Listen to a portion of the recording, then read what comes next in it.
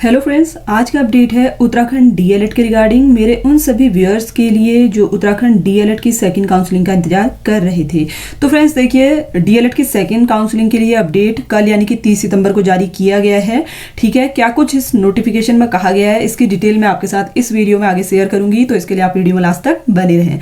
देखिए, सबसे पहले मैं आपको बता दूं, द्विवर्षीय डीएलएड प्रशिक्षण प्रवेश परीक्षा 2020-21 में सफल अभ्यर्थियों की राज्य स्तरीय काउंसलिंग में अनुपस्थित अभ्यर्थियों की द्वितीय राज्य स्तरीय काउंसलिंग के संबंध में ये सूचना है।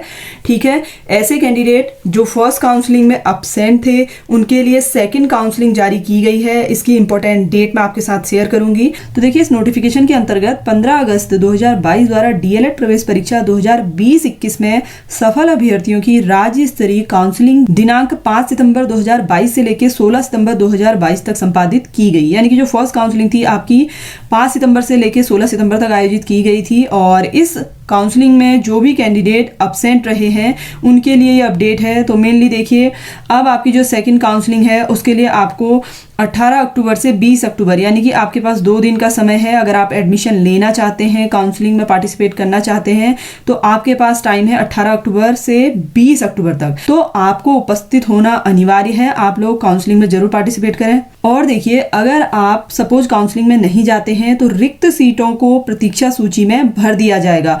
और देखिए, काउंसलिंग के लिए कौन कौन से डॉक्यूमेंट की आपको जरूरत होगी वो भी मैं आपके साथ शेयर कर रही हूँ। तो देखिए, हाई स्कूल परीक्षा का अंक पत्र यानी कि आपके पास मार्कशीट होनी जरूरी है हाई स्कूल की। हाई स्कूल परीक्षा का प्रमाण पत्र सर्टिफिकेट होना जरूरी है। इंटर का अंक पत्र और इंटर का प्रमाण पत्र यानी कि आपके पास हाई स्कूल इंटरमीडिएट की मार्कशीट और जो सर्टिफिकेट है वो दोनों ही होने अनिवार्य हैं।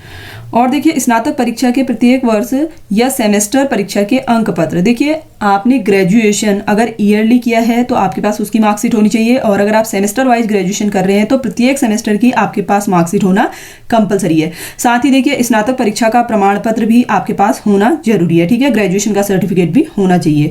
इसके अलावा देखिए, SC, ST, OBC, EWS के संबंध में सक्षम अधिकारी द्वारा निर्गत जाति प्रमाण पत्र होना भी आपके पास अनिवार्य है, और इसके लिए देखिए डेट भी दी गई है। अन्य पिछड़ा वर्ग OBC में चयनित अभ्यर्थियों के प्रमाण पत्र सक्षम अधिकारी द्वारा 6 अप्रैल 2020 से 6 अप्रैल 2022 के मध्य निर्गत होना चाहिए। ठीक है, उसके बीच का होना चाहिए, यानी कि 6 अप्रैल 2020 से लेकर 6 अप्रैल 2022 के बीच का।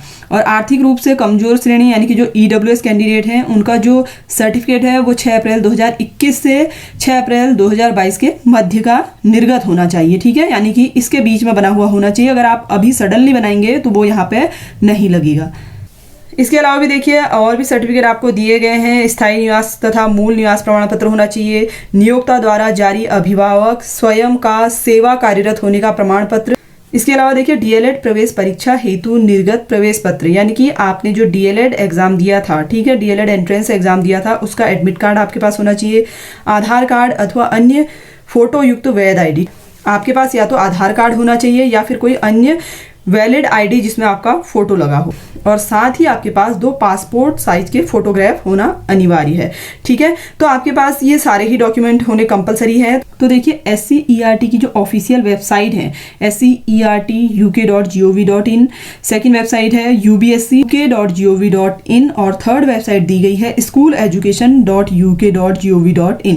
तो इन वेबसाइट के माध्यम से आप इसकी कंप्लीट डिटेल जान सकते हो। डीएलएड का अपडेट मैंने आप सभी के साथ शेयर किया। आई होप कि इन्फॉर्मेशन आप सभी के लिए हेल्पफुल रही होगी। आप इस वीडियो को ज़्यादा से ज़्यादा शेयर करें ताकि सभी को समय रहते ही अपडेट मिल सके। Thanks for watching.